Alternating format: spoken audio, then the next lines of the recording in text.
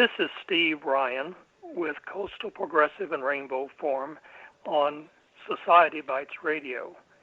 And today we're welcoming FRANNY CHOI, and her book of poems is Soft Science. And I have just finished the book, and it is a fascinating read. And with that, I'm going to let FRANNY tell us a little bit about her background, and we're going to start talking about her book. FRANNY, tell us a little bit about your background. I know you've already written some other books and things, and give us a little bit of insight here. Yeah, sure. Thanks so much for having me on the program. It's great to get a chance to talk to you about poetry and other things that make me go. This is my second book of poems. My first one came out in 2014, and it's a book in which I'm really thinking about what it means to live and try to love in this world as a queer Asian American woman. And one of the main ways that I do that is by using the figure of the cyborg and the concept of artificial intelligence as my sort of guiding metaphor. Excellent. What is your education background? Do you want to share that with us? Oh, sure. So I went to Brown University for undergrad. I did an MFA, a Master of Fine Arts, in creative writing at the University of Michigan at their Helensville Writers Program, and graduated from that a few years ago. And now I have just started a fellowship, like a postgraduate fellowship, to teach at Williams College in Massachusetts. So I'm calling in from Northampton, Mass. right now. Oh, great. Yeah, well, you like a lot of the authors we interview, you've got some impressive credentials. And Thank you. Before I forget to mention this, now are you going to be I believe you're going to be at the Miami Book Fair in November, am I correct? Yes, I'm excited to go down to Miami during November and escape the New England winter for a second. Great. Well, I may be seeing you there. I'll look forward to it, in fact, because I'll be there as well. We'll be doing more interviews and talking. I think I saw your name on one of the programs, and I'll be looking forward to that.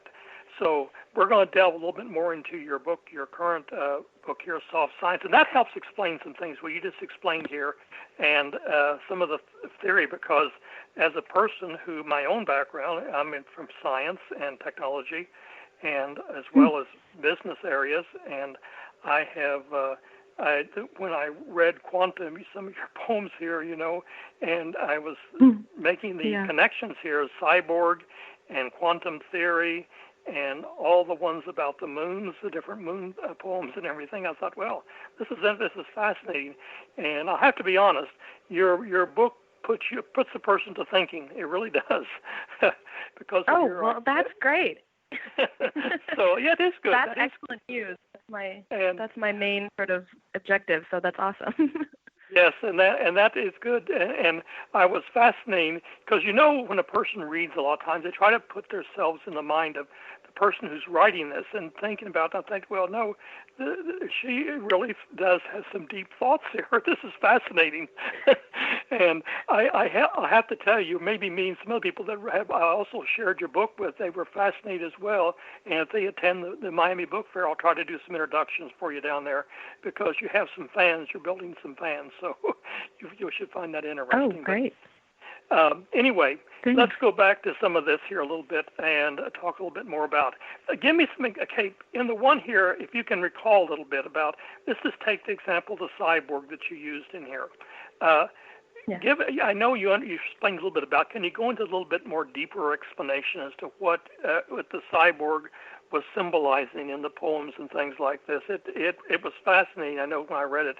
And trying to think about this, and I know you said Nazis and so forth in different parts of it too, and it was fascinating. Can you give me some insight into what your thought process was when you were writing this, or what you were conveying a little bit more?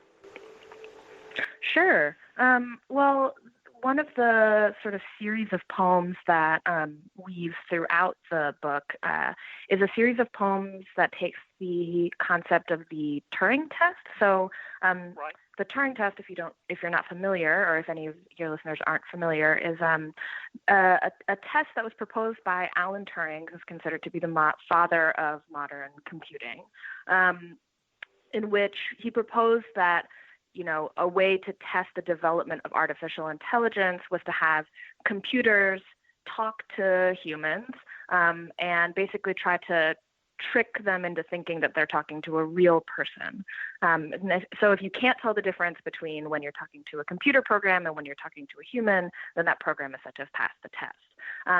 I grew up as a child of immigrants and often found myself in a position where I was translating for my family or otherwise sort of just like helping us navigate the world, navigate America. And so when I encountered this concept of the Turing test, I found that I related to it a lot as somebody who had a lot of experience in using human English conversation to try to convince other people that they should treat you like you're a real person. And so that was one of the kind of jumping off points for me to think about really the connections between artificial intelligence and who we consider to be human in America. When we think about computers and when we think about AI, really what we're thinking about often is the idea of the human, which is also, when we're thinking about race and gender, that's the same thing. What we're thinking about is how do we define who gets to be a person and enjoy all of the privileges of being a real person? And then as that sort of line of thinking started to extend and expand a little bit as I kind of encountered pop culture that had Asian female robot figures. I think I just got robocalled. Speaking of machine people trying to convince you that they're people. And so through movies like Ex Machina and other film and other pop culture that had figures that were Asian American or Asian women who were robots, and some of them whom were unable to speak and were, objectified in the most literal sense of that word.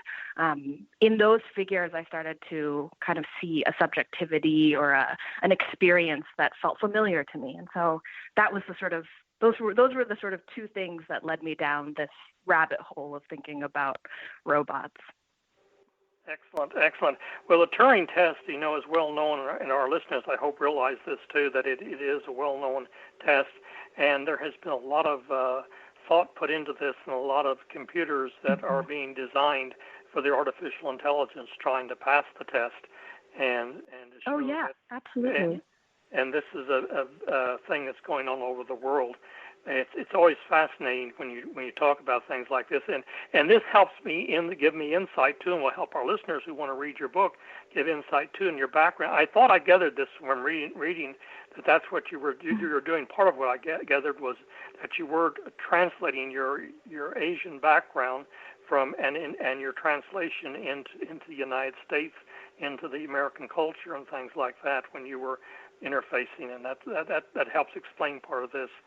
And it's also, it's not just about using the ideas of computer science to understand racialized and gendered experiences, but it's also, I think, one of my goals is to kind of point out that race and gender and power and these questions of who gets to count as a human are kind of baked into computer science as well, bias in computer programs, like, algorithmic biases, the history of who is at the helm of creating the artificial intelligence and machine learning that we encounter and interact with every day. Their race, gender, class, power are really part of that history as well.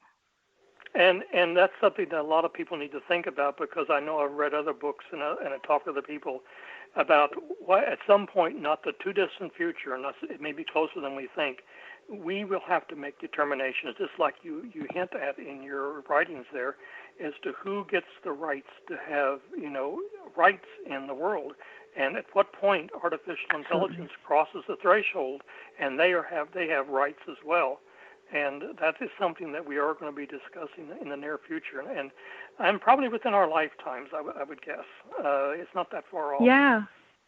So. Totally. And I think that, considering that these really difficult philosophical questions are on the horizon, might as well get a lot of practice in extending empathy to people now who are definitely human, people who have, different immigration status, who are of different races, et cetera, et cetera. Yeah. As I know in the political situation in our own country right now, it's in America, unfortunately, that it has been based on white male prominence, and that is no longer the future that we're headed to, I don't think.